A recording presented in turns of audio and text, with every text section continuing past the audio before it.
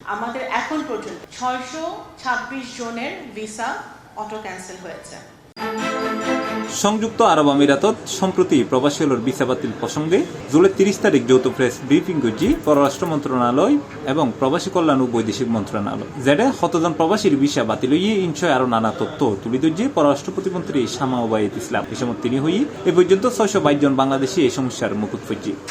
আমাদের দূতাবাসের তথ্য অনুযায়ী, আরব আমিরাতের তথ্য অনুযায়ী আমাদের এখন পর্যন্ত 626 জনের ভিসা অটো ক্যান্সেল হয়েছে বাংলাদেশি। এনডি এর পরপরই জুলাই 31 তারিখ সংযুক্ত আরব আমিরাতত সম্প্রতি ভিসা বাতিল হইয়ে ক্ষতিগ্রস্ত হইনে প্রবাসী বাংলাদেশি নাগরিকলর তথ্য সংগ্রহর উদ্যোগ লইয়ে আবুধাবিস্থ বাংলাদেশ দূতাবাসের ফেসবুক পেজে সংক্রান্ত একখান পোস্ট করা হয়। জানা যায় সঠিক নির্ভরযোগ্য হালনাগাদ ডাটাবেস তৈরির লক্ষ্যে ক্ষতিগ্রস্ত প্রবাসী বাংলাদেশি হলর হাসে তথ্য চাওয়া হয়, যেটা ভুক্তভোগী হলর নাম, পাসপোর্টের বিবরণ ও ভিসা বাতিলের সুনির্দিষ্ট তথ্য সহ প্রয়োজনীয় বিবরণ দ্রুত সময়ের মধ্যে দূতাবাসের অফিসিয়াল মেলুত ফাটাবেলায় অনুরোধ জানানো হয়। এই যে 626 জন, তার মধ্যে 417 জনের যে ডাটা, যে লিস্ট আমাদের কাছে আছে, সেই 417 জন যে অটো ক্যান্সেল হয়েছে সেটার ভিসা রিনিউয়ালের জন্য আমরা আবার পাঠিয়েছি। 417 জনকে আমরা ইতিমধ্যে পাঠিয়েছি, বাকিগুলো পর্যায়ক্রমে আমরা পাঠাচ্ছি আরব আমিরাতের সরকারের কাছে ভিসাটা রিনিউ করার জন্য, যে কেন কি কারণে তাদের অটো ক্যান্সেল হলো। এবং একই সাথে যে সকল কোম্পানিতে বা তারা কাজ করছে তাদের সাথে আমাদের দূতাবাস যোগাযোগ করছে যে যদি কোম্পানির কারণে তারা চাকরিচ্যুত হয়ে থাকে বা চাকরিচ্যুত হওয়ার কারণে যদি তাদের ভিসা ক্যান্সেলেশন হয়ে থাকে, সেক্ষেত্রে এমপ্লয়ার বা কোম্পানিরও কিছু দায়িত্ব আছে। সেই জায়গাটা থেকে আমাদের দূতাবাস তালিকা ধরে ওই এমপ্লয়ারদের সাথে যোগাযোগ করে ওখানেও কোনো সমাধানের পথ খুঁজে পাওয়া যায় নাকি সেটা দেখবে।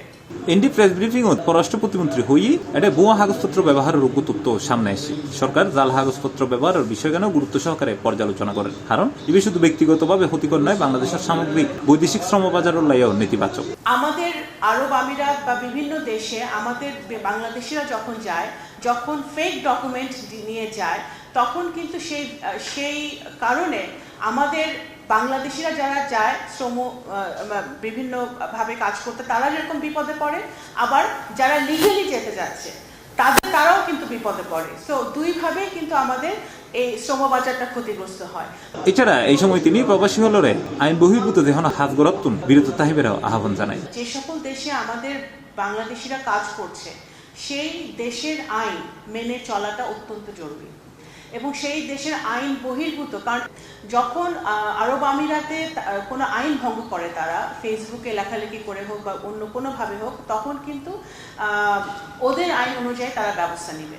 এবং তখন বাংলাদেশ সরকার সচেষ্ট আছে, তারপরেও কিন্তু আমাদের জন্য কঠিন হয়ে যায় ওই ব্যাপারটাকে ঠিক করা। সুতরাং এটা কিন্তু আমাদের বাংলাদেশি এই আজকের এই প্রেস ব্রিফিং থেকে আমরা একটা বার্তা দিতে চাই যে দয়া করে আপনারা আইন বহির্ভূত কোনো কাজ করা থেকে বিরত থাকবেন।